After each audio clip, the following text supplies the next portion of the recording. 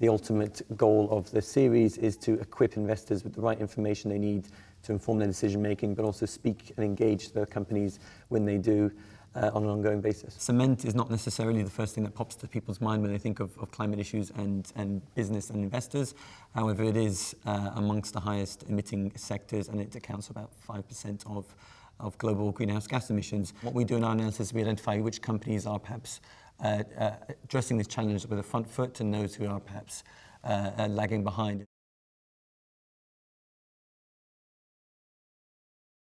We look at some of the more current and available options that companies have to both decarbonise but also deliver bottom line benefits, which is obviously of importance for investors.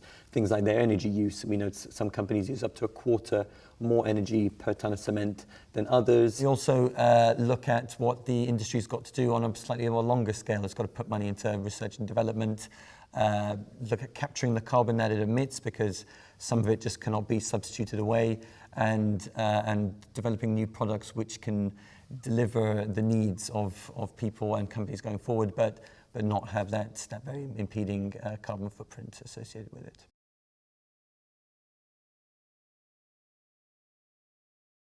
Well, carbon pricing can have potentially huge impacts for the industry. About a third of emissions from the companies we looked at are covered by some sort of carbon pricing scheme, and that comes in very different forms. We've got direct taxes on CO2 emissions in some of the Canadian provinces. We've got fuel taxes in both Mexico and India, which apply a tax to depending on which type of fossil fuel you use to fire your kiln, and we've got the emissions trading scheme in Europe, and they all address the same issue in a slightly different manner, but can also induce different types of behaviour.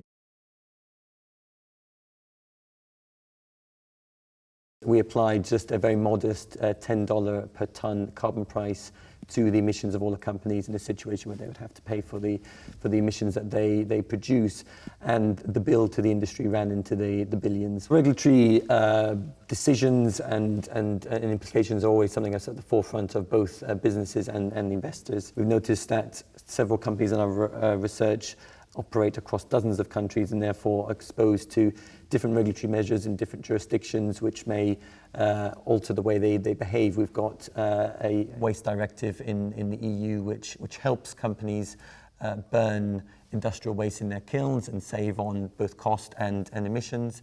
And we've got coal tax and energy efficiency schemes in India, which helps those companies run their kilns both on a cost-efficient and emissions-efficient way. And we've got other regulation which is not quite broken into the industry just yet, but is being mooted about, and we're going to see some of those measures develop over the coming years. Regulation is going to be an important part of the landscape for the industry, which has to decarbonise by over 40% towards 2050, and especially against the backdrop of some of the commitments made at COP21, where countries have made binding obligations to bring down emissions. They're going to use regulation as a tool to channel industry to take the necessary measures to get to those levels that are required from a global warming perspective.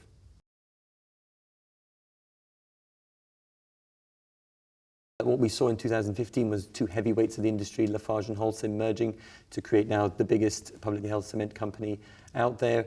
And in our analysis, those two companies were the two of the stronger performers on a carbon perspective, and so we'd like to see that best practices from both companies just drive them further forward. Later on this year, there's another acquisition due to take place of a company at the very bottom of the league table by a company in the upper half, and so we'd like to see that the best practices from Heidelberg Cement embed themselves in Italcementi, and then the efficiencies available across both companies get realised and best practices prevail, so that the combined company can push forward in a carbon efficient manner.